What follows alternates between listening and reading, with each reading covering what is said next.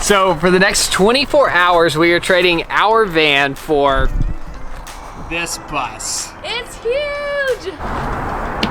Oh, this isn't gonna be good for me. Holy moly! Maybe we should have gone for the bus.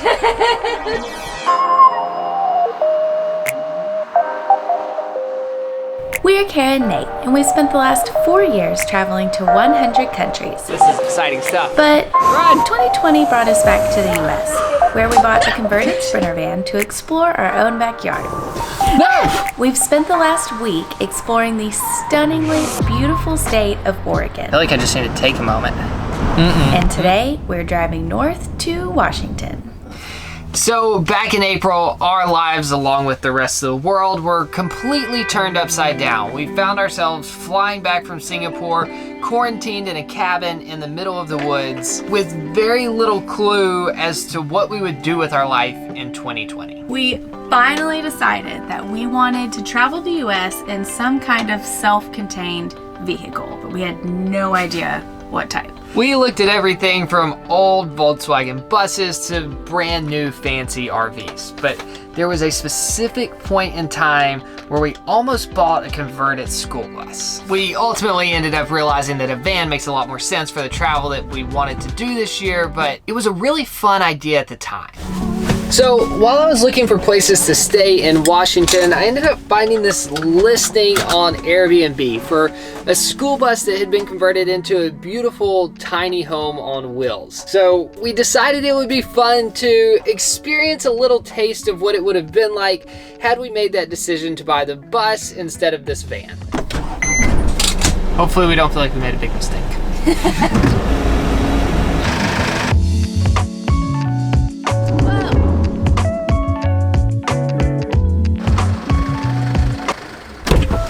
So for the next 24 hours, we are trading our van for this bus. It's huge! There's even a front porch. I'm nervous. You ready? Wow. It's beautiful. It smells so good in here. Hey, Kara and Nate, welcome to the bus. We hope you love Olympia as much as we do. So the owners of this bus built it out themselves, but they don't travel full time, and when they're not on the road, they park the bus in their backyard and they put it on Airbnb so that people like us can have the experience of what it's like to live in a bus. So we just spent a really long time outside talking to the owner about the process of building out this bus, but the sun's going down, so we're gonna try to squeeze in a quick tour before it gets dark. Okay, they've done such a good job with this bus, so we're gonna show you around, starting with the front and working our way back. The whole thing is super modern and beautiful, but they have left this whole driver's seat as is. Like, this is the original brown velvet seat. They have this huge steering wheel with all of these random buttons and things. I just got used to driving our van, and I seriously cannot imagine driving this giant house. And moving back, this is the hangout lounge area. They have super soft cushions. I'm gonna have to ask them what these are because they're way better than ours. And when we first walked in here, we couldn't believe how spacious and open everything felt. And then we realized it's because they don't have a table that's here all the time or a desk or anything. Instead, they have these little TV tables just hanging on the side of the couch. They take 2 seconds to set up, but I think if I was living in here full time, I would want a more permanent table somehow. But for our stay, this is perfect. So, actually, there was a table under the couch the whole time. And it even converts into a second bed. Okay, back to the tour. This kitchen is so beautiful and spacious. I think one of my least favorite parts of our van is if I'm standing at the kitchen and Nate wants to get by me, he literally can't fit by me. Like, are you doing this on purpose? It's just this bottleneck. Oh, broke my tailbone! They have this giant sink, which is so nice. I can't even fit a cutting board in ours. Like, I have to take the faucet off and like rinse it at an angle when I'm washing it so it doesn't get water everywhere. They have an induction stovetop, which is our dream because it runs off of electric instead of propane. So if we could get one of these, we could be done with propane forever. But last time we were getting upgrades to the van, we tried to figure out how we could get one of these, and we'd pretty much have to redo our whole electric solar system set up for it to work, and we just didn't really have the time for that, but one day. It looks like we have everything we need to cook a proper meal tonight. We have knives on this magnet thing. Wow, that's really strong. We have a way to make coffee in the morning, most importantly. And down here we have a microwave, a water boiler, and a toaster, plus a big basket of pots and pans and cutting boards, a properly sized trash can. Ours is about this big. These are all things that our van can't fit or handle. Their refrigerator alone is larger than our fridge and freezer combined. Oh, look at all that freezer space. Moving on to the bedroom. The whole back of the bus is the bedroom with this giant, comfy bed. Oh, I'm so excited. That we don't have to make into a bed. It's just here all the time. Both sides have one of these for storage, and underneath the bed they have these two giant drawers. Look at all this space. Extra blankets, towels. I even have empty bins. So there's one thing that I would have never expected to see inside of a bus, but it's probably my favorite feature. This is a proper wood-burning fireplace.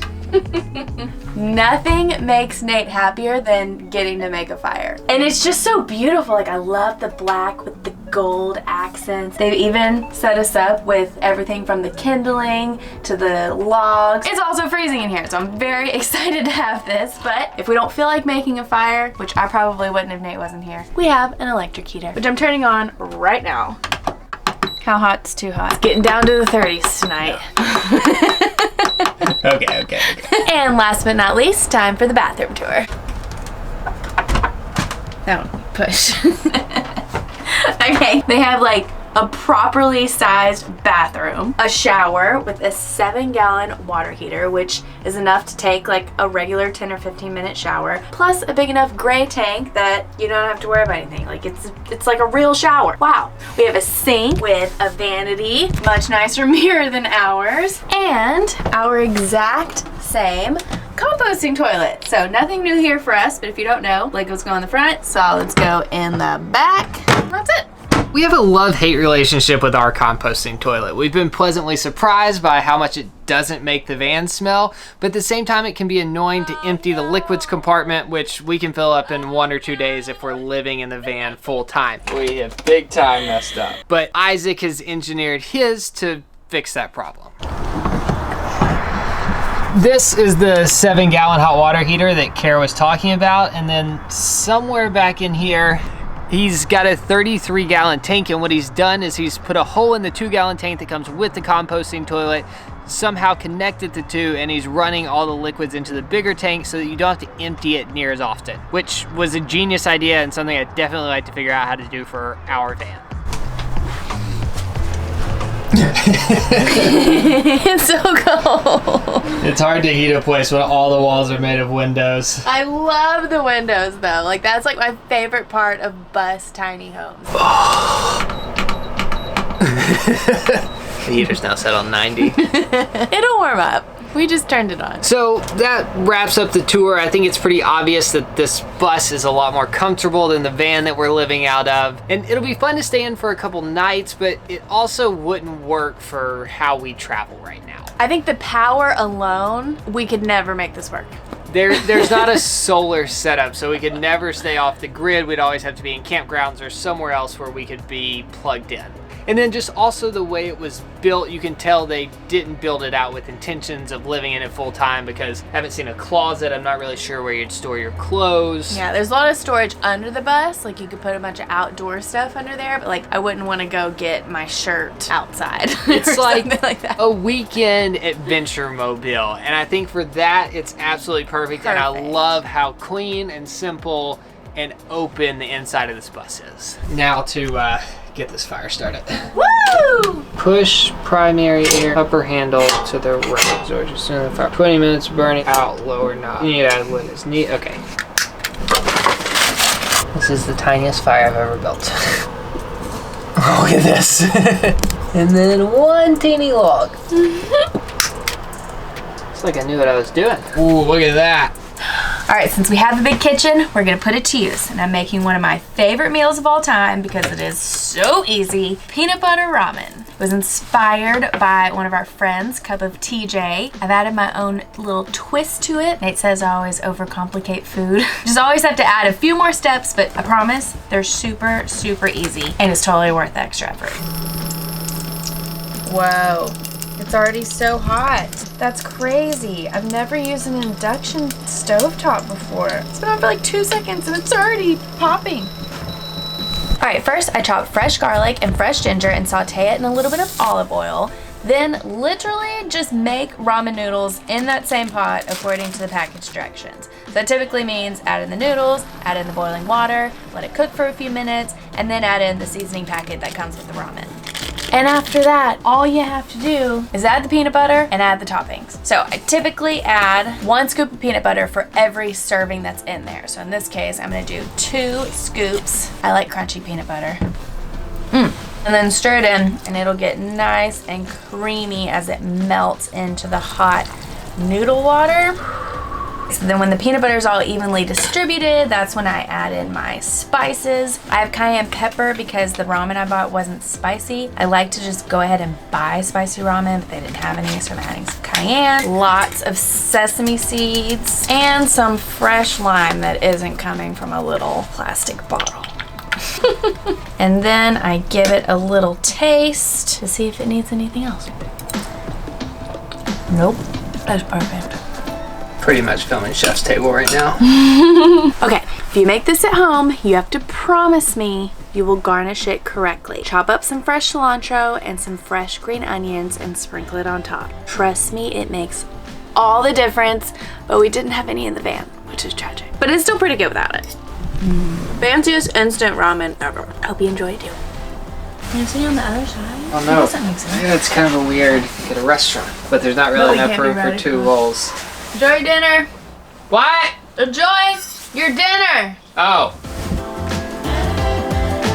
Whoa, it's super deep. Whoa. We've developed a slight addiction.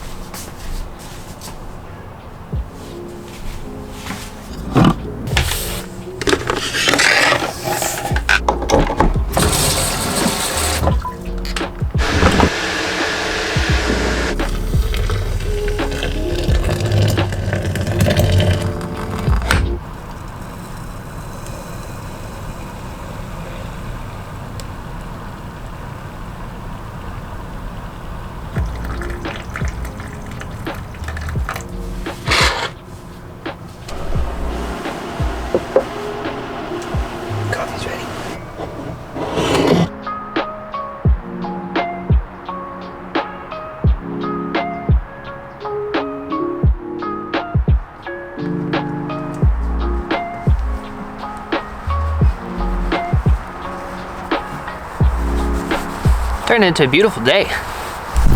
The bus is parked about 2 miles outside of downtown Olympia, so we're gonna walk into town and check it out.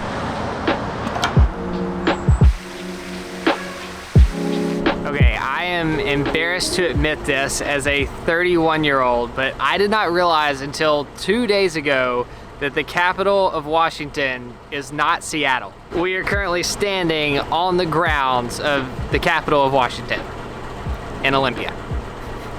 So hopefully that was a fun fact for somebody else, and I'm not the only one in the world that didn't realize that.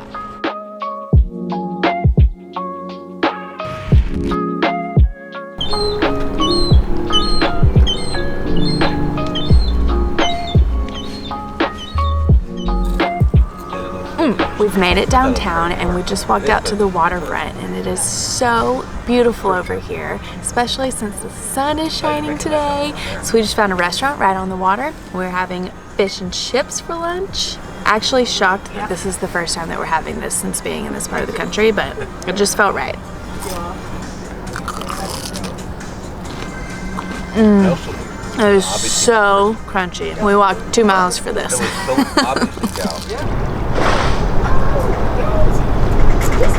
Yeah. Oh my gosh. No way. That was crazy. Oh, there it is. We just walked out here to see the sailboat go by and then a whale came out of nowhere. This is amazing. I love it here. Back in Antarctica. We normally don't seek out breweries when we travel, but the owners of the bus told us that this place brews the best beer in the entire world. Or at least it was voted the best beer in 2015, specifically this Beyond the Pale Ale.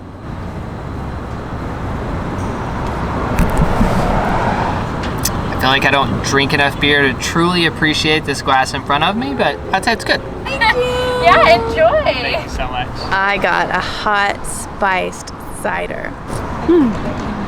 Oh, super hot. Oh, it's so good.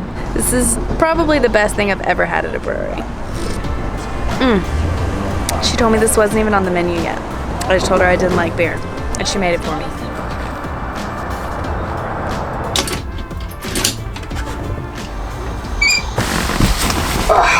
All right, we have one more night in the bus. Tomorrow morning, we are moving back into the van and we are heading north to Seattle. We bought this van. Ow. Did you just hit your head? Back in 2020, we're still in 2020. It's so warm. The heater in our van is still broken, so this is rare these days. Okay. Oh, darn it. Enough of that. This is how I really do it. I think the last time you cooked this was the bike trip. Yeah, it was. Did we do anything today to deserve these calories? Yours. No! For the connoisseurs out there, this medium-bodied pale ale presents a rich and complex malt character derived of a... That was my commercial voice. I feel like you probably should have been deeper and manlier. This medium-bodied pale ale presents a rich, complex malt character derived from a bold blend of 4 different types of grain, wonderfully balanced by 5 complementary variety of hops. I think you got more country too.